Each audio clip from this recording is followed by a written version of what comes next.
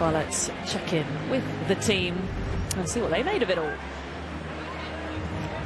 What a speech. What a journey. What a champion Madison Keys is. She has just won so many fans around the world with her performance and her words there in that speech. Laura, Robson, Jim Courier were watching that one. Both of you wanted her to win for completely different reasons. Laura, I'm going to come to you. You want her to win as a friend. You know her journey. Have you composed yourself at the moment? Just about. I maybe shed another tear during that speech. Yeah, I managed to get over it and say hello and well done to Bjorn, Kayla and Rashad, who are the ones sitting courtside for her team.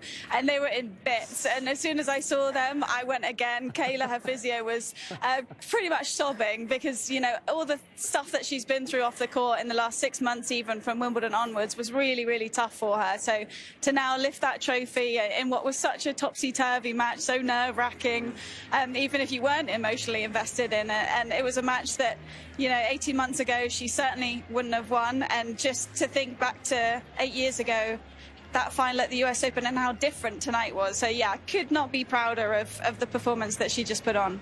And just to think about her last two matches, the win over Swiatek in the final set breaker, this one, there were moments here at the end of the match where she stepped up and dominated.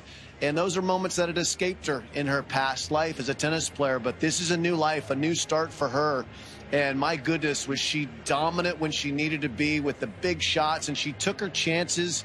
She believed that this time would be different, and it is. And she is now and forever a major champion, and it's awesome to see. Interesting as well. She said, my coach, my husband, somewhere is dazed and confused. Maybe showed that although he believed it and gave her that belief, until it actually happens, you know, you're just gobsmacked, aren't you? It's a moment of disbelief for sure, but yeah, unbelievably cool to see somebody at that age and the journey that she's been through, and people have always talked about her being the next sort of Serena Williams, and she hasn't quite done it all the way. So yeah, incredible speech. She held it together, not just on the tennis court, but in the speech too. I never thought she would, to be honest, but yeah, what an unbelievable. And she won this match. It wasn't that Sabalenka lost it. Okay, in the beginning, Keys was playing unbelievably well. And then Sabalenka came back, and then Keys, she won it in the end with winners, which is unbelievable. You talk about that sort of longer-term journey of being in a Grand Slam final 8 years ago. The last 18 months has been so difficult with injuries, and then you reflect over the last, you know, few weeks, and she won in Adelaide, and then she comes in here. She's had to win 5 3-set matches. She has to play the #2 in the world, saves match point in the semi-finals, and then against the #1 in the world, the defending champion. The way she fought in that third set, I think, to keep holding serve, the first 11 games, no breakpoint opportunities, and then you know, to break and take the title, it's just amazing to see. Madison Keys kept it under wraps, her emotions. The same can't be said for Laura Robson when we picked up her reactions courtside. Oh,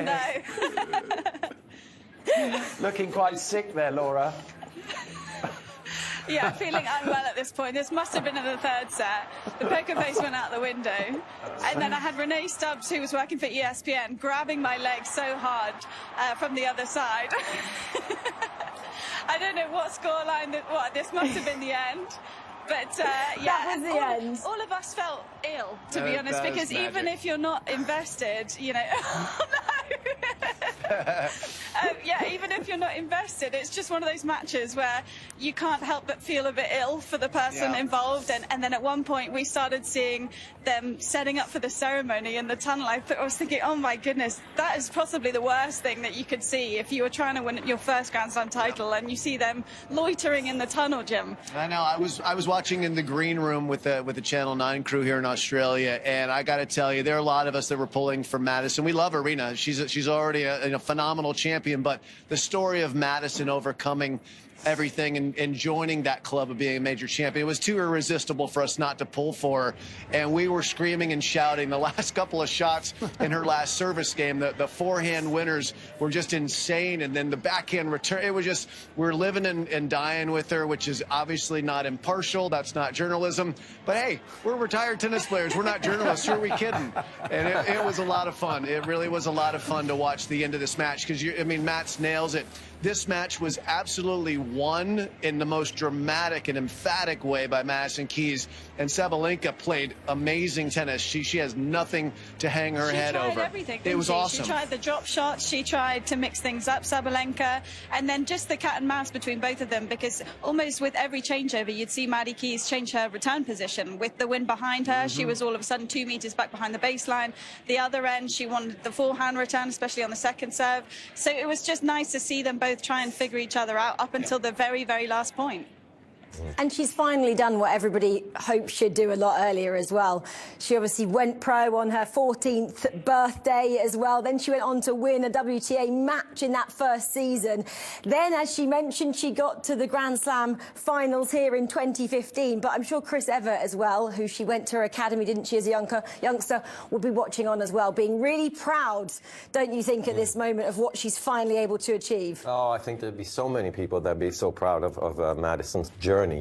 She's had a lot of injuries in her career, and just that pressure of being the one that is supposed to win. I can't quite imagine what that must feel like, especially when you come from America as well. And I think when, you know, certainly in the women's game, sometimes they're developing at such a young age, as you talk about a 14 and a 15-year-old. So perhaps the expectation from within that this great success is going to happen a little bit sooner. And then you reflect that now she's 29, she's 30 next month. That I think to show the determination, the resilience to keep bouncing back and keep maintaining the belief. That's where she said, you know, a lot of her team had really, you know, kept her believing that these big titles would come, and now to finally achieved it, you can see the sense of relief, but also the huge enjoyment.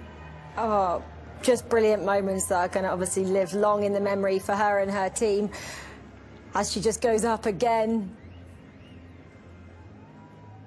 just showing the crowd what it means to her as well.